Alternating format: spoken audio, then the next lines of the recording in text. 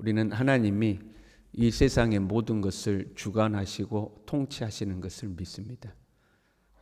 주권사상이라고 그러죠. 하나님의 주권사상. 요나는 분명한 하나님 주권사상이 있었습니다. 9절에 이렇게 고백했죠. 바다와 육지를 지으신 하늘의 하나님. 온 세상의 주인이심을 고백하신 것. 바다와 육지를 지으신 하늘의 하나님. 기가 막힌 고백인 겁니다. 바다와 육지와 하늘과 온 세상을 이 하나님이 다스리신다. 오늘날 우리에게 있어서는 당연한 고백이지만 당대에는 정말 놀라운 고백입니다. 이스라엘 백성들이 가나안에 들어가서 타락한 것은 광야에서는 여호와 하나님이 함께 하셨지만 가나안에는 그 가나안의 신인 바알을 섬겨야 된다고 생각했기 때문이거든요. 광야를 통과하는 동안은 광야의 신이신 여호와 꼭 필요했고, 가나안에 들어가 봤더니 가나안 온주민들은 풍요의 신이라는 바알을 섬기고 있었어요. 지역이 바뀌었습니다. 환경이 바뀌었습니다. 그러니 바알을 섬겨야 된다고 착각한 거죠. 하나님은 가나안에 들어가기 전에 이스라엘 백성들에게 강조하고 또 강조했죠. 이른 비와 늦은 비를 주시는 이는 여호와 하나님이시다. 너희들에게 먹을 것을 주시는 이도 여호와 하나님이시다. 너희가 씨를 뿌리고 곡식이 자라게 하시는 이도 여호와 하나님이시다. 너희의 손으로 일할 힘을 주시는 분도 여호와 하나님이시다. 그러니 괜히 바알에게 눈 돌리지 말고 오직 여호와 하나님만을 섬겨야 된다. 하나님을 잊지 말아라, 잊지 말아라, 잊지 말아라 강조하고 또 강조했어요. 그런데 막상 가나안에 들어가 보니까 농사 지어야 되는데 농사 지어본 경험도 없고 어떻게 하는가 봤더니 기존에 농사 짓던 온주민들은 다 바알과 아세라를 섬기거든요. 그러니까 이스라엘 백성들이 바알과 아세라에 넘어간 거죠. 이런 시대에 요나는 분명한 여호와 주권사상을 가지고 있었습니다.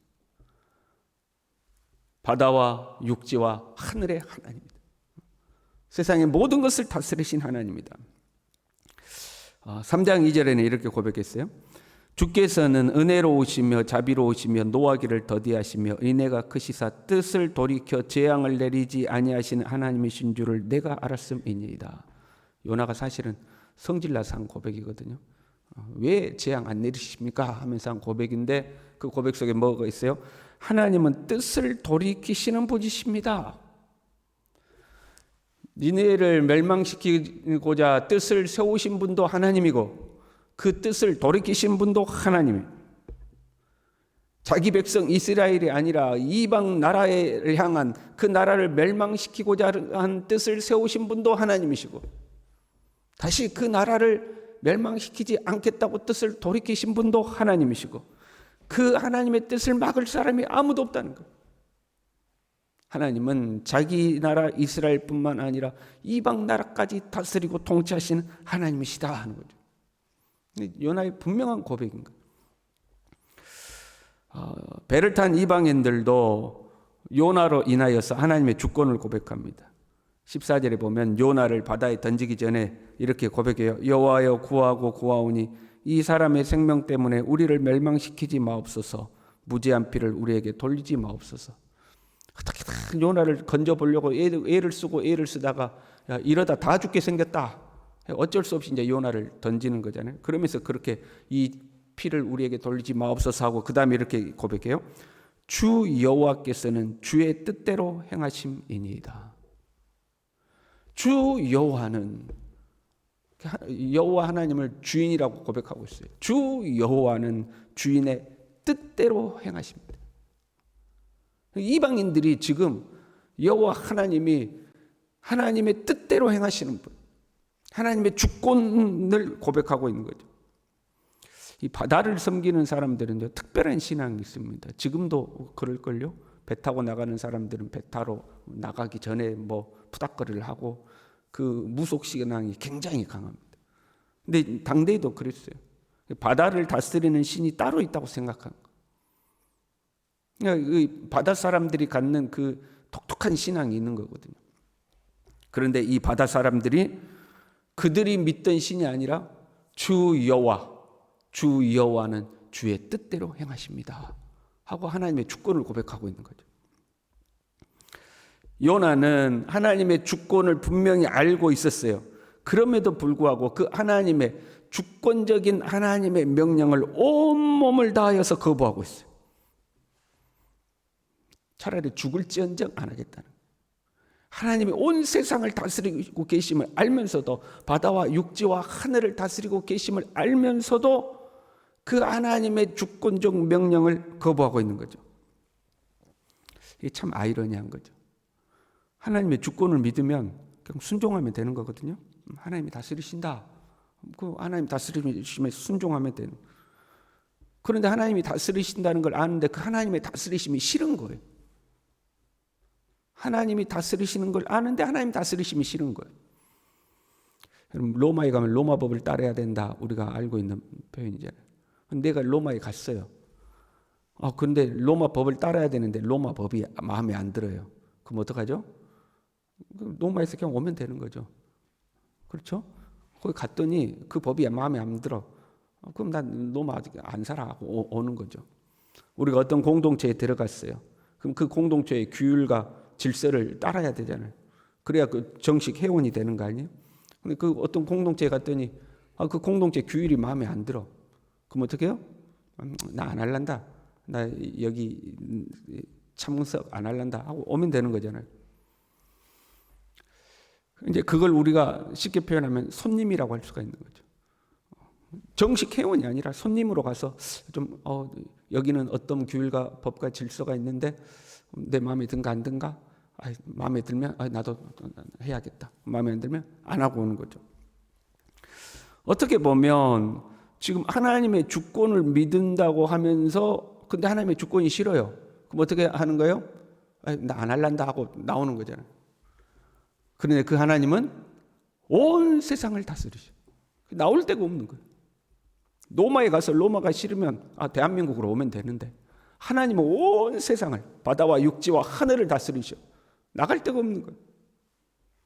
그런데 그 하나님의 주권이 요나는 싫은 거예요. 보세요. 우리가 예수님을 믿음으로 구원받았습니다. 예수님을 믿음으로 구원받고 나서 그 다음에 예수님을 우리는 뭐라고 불러요? 주님이라고 부릅니다. 주님. 주인님이라는 고백인 거죠. 예수님을 믿고 구원받았어요. 그 다음부터는 예수님 빠이빠이 감사합니다. 나를 구원해 주셔서 감사합니다. 예수님 빠이빠이 안녕히 계세요. 나는 자유야. 이게 아니잖아요.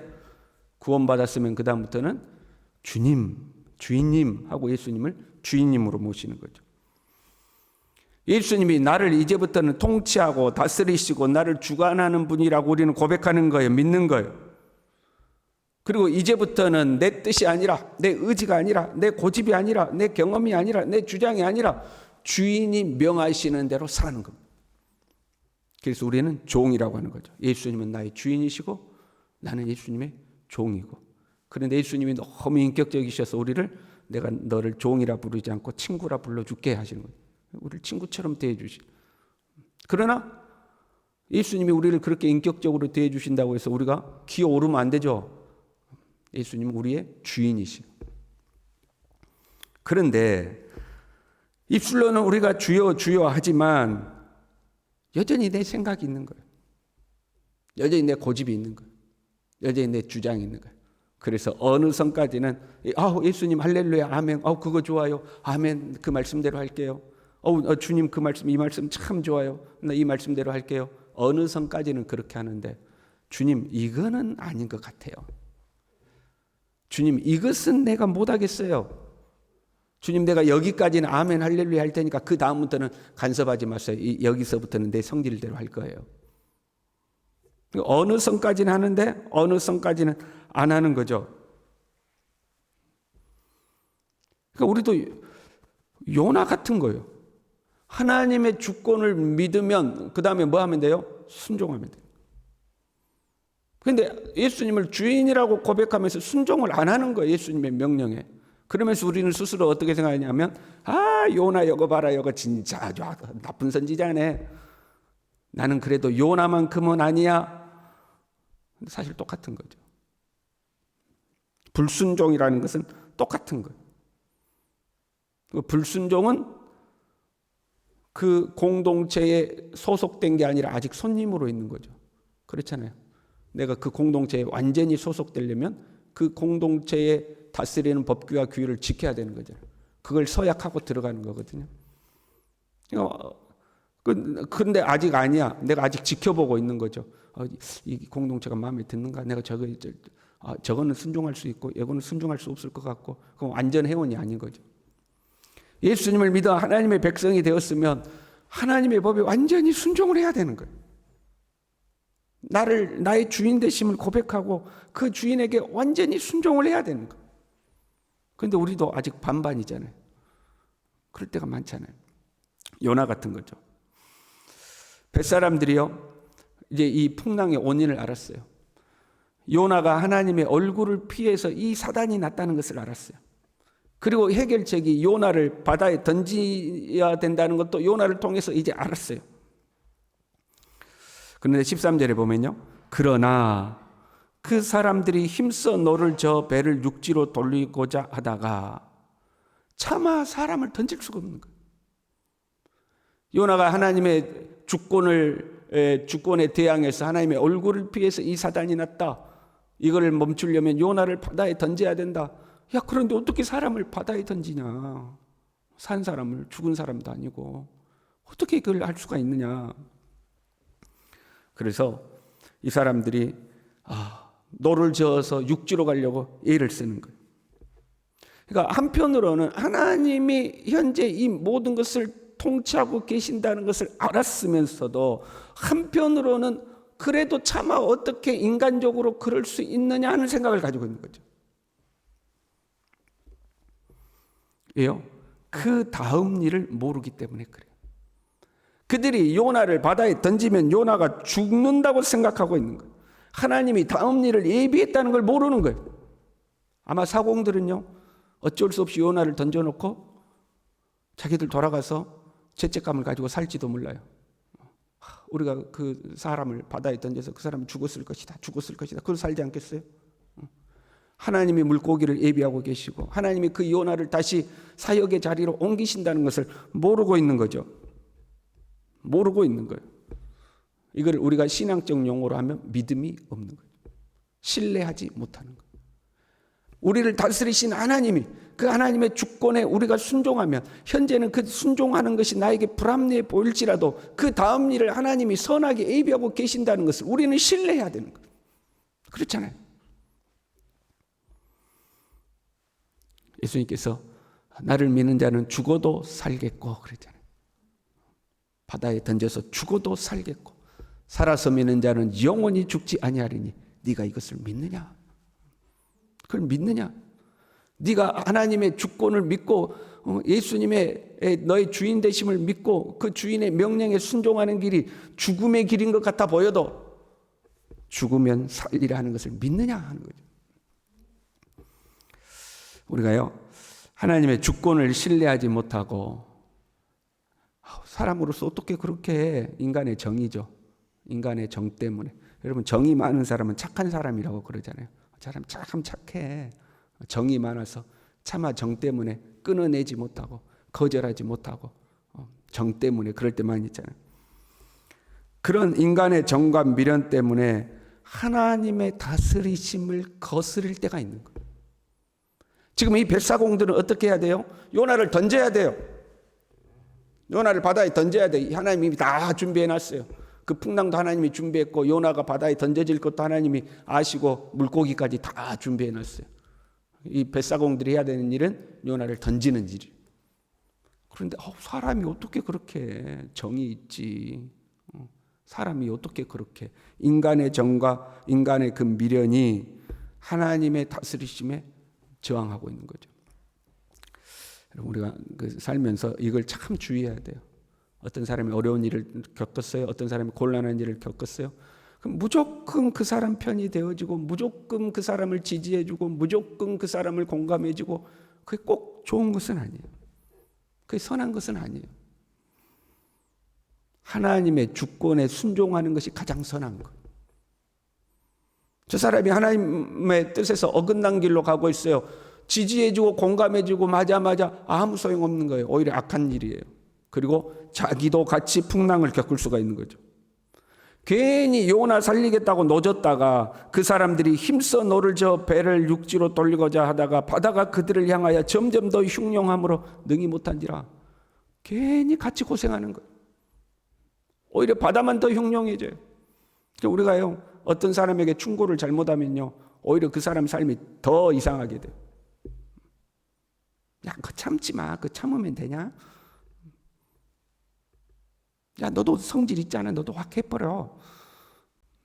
괜히 충고 잘못하면요, 그 사람의 인생의 바다가 더 흉흉해져요.